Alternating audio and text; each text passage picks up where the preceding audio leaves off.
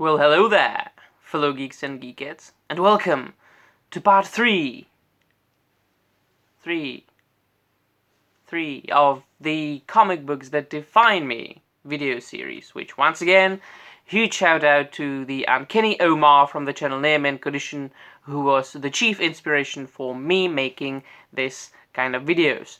Now, his main rule for this video was that you could only choose single issues, the floppy single comic book issues. But I myself, when I think about comic books, I do not only and exclusively and always think about single issues. Sometimes I've got the entire story in my mind. Sometimes I've only got the concept of the comic book that I like in my mind. Sometimes I can't really choose just one single issue, nor just one single collected volume. Sometimes I just like the entire series. And so it goes with my today's pick, which is Hellboy. Simply said, I love Hellboy. He is one of my top 5 comic book characters, and that's something. But for this video, I've chosen the first volume, which is called The Seed of Destruction. And as it goes with most of my picks, as far as the top 10 comics that define me, it is connected with my childhood. I consider my childhood to be the best time I had in my entire life, and I believe that I will not ever again in my life live through such amazing times as I lived through when I was a little kid. So I first encountered Hellboy when I was a little boy. I saw a picture of the character in one of the Czech comic book magazines. It was a picture like this, one of the notoriously known Mignola Hellboy covers. And as many people, the first time I saw the picture of Hellboy, I thought that the piled filed horns that he has were goggles, were glasses which he wore on his forehead. Well, of course, when I read the comic book, I was proved to be wrong. These are horns that he cuts so that he fits in the human society. And so that's the first reason why I chose Hellboy, because it's one of the comics that made my childhood. I was fascinated by this character, by this extraordinarily looking anti-hero that I had never encountered before. I knew Spider-Man, I knew Batman, I knew Superman, I knew the X-Men, I knew many other characters and superheroes, but Hellboy for me at the time was something completely different. I hadn't known that comic books could be written and drawn about characters like this. So when the first volume got published in the Czech Republic, I read it and I got instantly fascinated and involved in all the series, and he has been one of my favorite characters since. Now, my fascination and my love for Hellboy has grown since, with all the other hobbies and passions and things that I love in general have been piling up and up and up, such as my love for mythology, my love for legends, my love for history, my love for horror, my love for literature. I am a huge mythology aficionado. I do focus on the oldest Germanic literature, even academically at school. I have written some articles and theses on mythology, mainly Norse mythology, Germanic mythology, on Tolkien. And not only that, in Hellboy, in Mignola's Hellboy, you can really see that he is a Renaissance person. He's a really versatile man, a genius who knows so many things. He really is a depository of knowledge. On each and every page of the Hellboy comic books, you can find some inspiration or a mention of some sort of myth or a legend, historical fact. And you can clearly see that he was hugely inspired by writers like H.P. Lovecraft, who's also one of my favorites, Robert E. Howard, even Tolkien. So if you are interested in these things, grab Hellboy and you will be instantly devoured by the stories and the beautiful art, which is another thing that I have to mention. Mignola's art is quite specific, like very, very specific. Some people could say, look at that first, this is an awesome example here. Rasputin summoning Hellboy from hell, really, for himself, but really he's pretending that he is doing it for the Nazis. His style is, to a certain extent, we could call it simple, but not really. He's got simple lines. He doesn't use many colors. He shrouds everything in shadows. He hides many things in shadows, so you can see a lot of darkness, right, in his drawings. But what he decides to show you is enough for you to understand what's going on. You know, on the first glance, you can see everything and you understand what is really. But Mignola doesn't need many details for it, right? So we could really say that his art is simple and simplistic to a certain extent, but at the same time quite clever and complex, which I love. He really doesn't overburden the reader with too many details. Well, this is a clear inspiration with Edgar Allan Poe and his The Fall of the House of Usher, which is another inspiration of Mike Mignola's.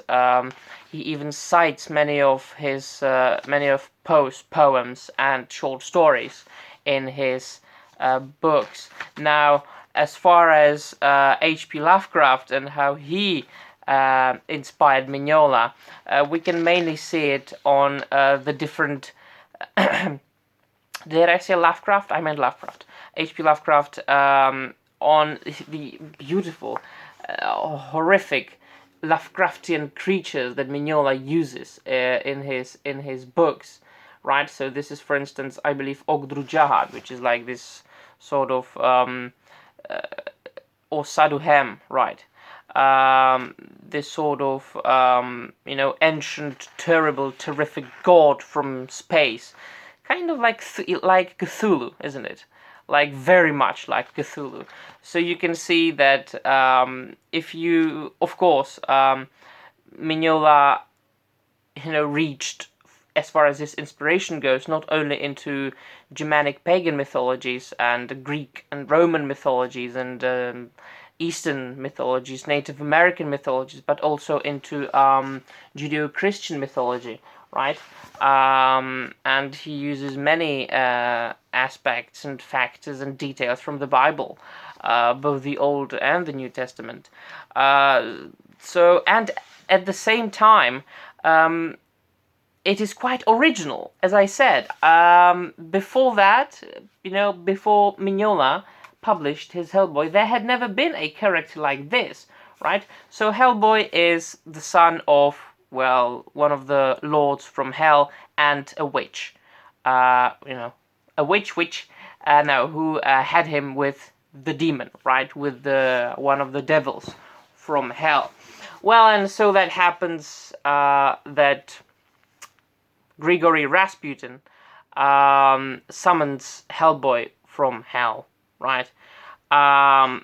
Because this huge hand, the right hand of doom, is supposed to bring about the end of the world, but at the same time the birth of another world, where the Saduhem and Ogdru Jahad could rule, and Rasputin being one of their main chieftains and so on and so forth. So it's sort of a Ragnarok, not really an apocalypse, but Ragnarok, because the ancient Germanic Ragnarok wasn't about the end of the world; it was about the end of one world and the beginning of another one. So that's the gist of it. Mignola also uses Nazis a lot, from the old Nazis from Germany, and they also wanted Hellboy, and they wanted to use him as an ultimate weapon against the Allies. Well, neither Rasputin nor the Nazis really got their hands on Hellboy, because he was saved by the Allied forces and raised by Professor Brutenholm, um, a scholar and a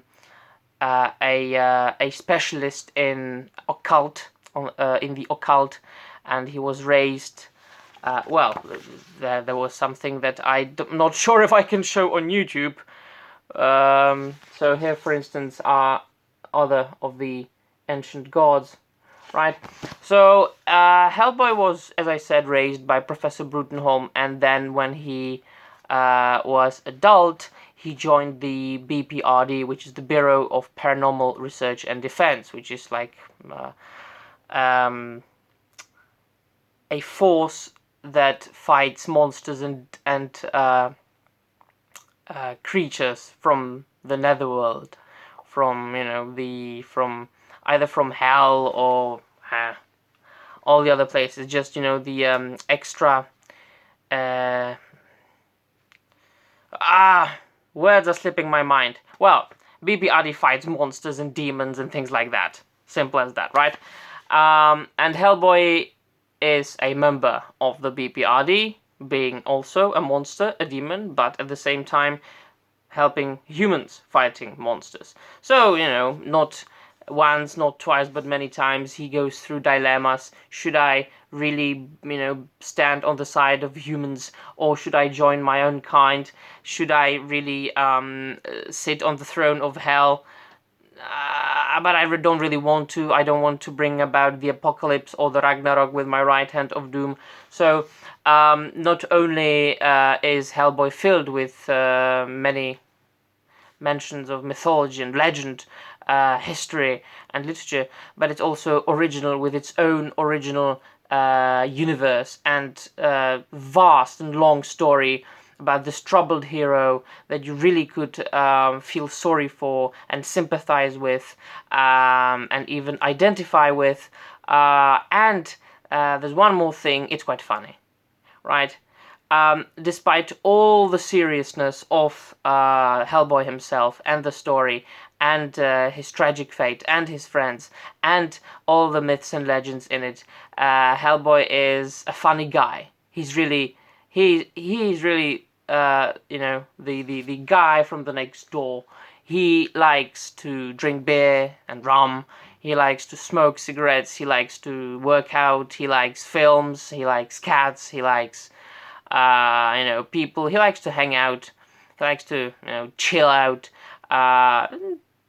So really, it's there is so much to say about Hellboy, that I could really talk for a long time. And indeed, I gave a lecture, was a year ago, at the library in my city about Hellboy and Mike Mignola.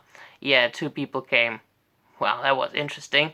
But what is important here in this video, as far as the top 10 comics that define me, is that I have always been fascinated by Hellboy, mainly because of the atmosphere. The atmosphere of the comic grabbed me instantly when I started reading the comic. Even before that, when I saw the picture of Hellboy, as I mentioned at the beginning of the video, I saw the picture of Hellboy and I instantly knew that there was something different about this guy.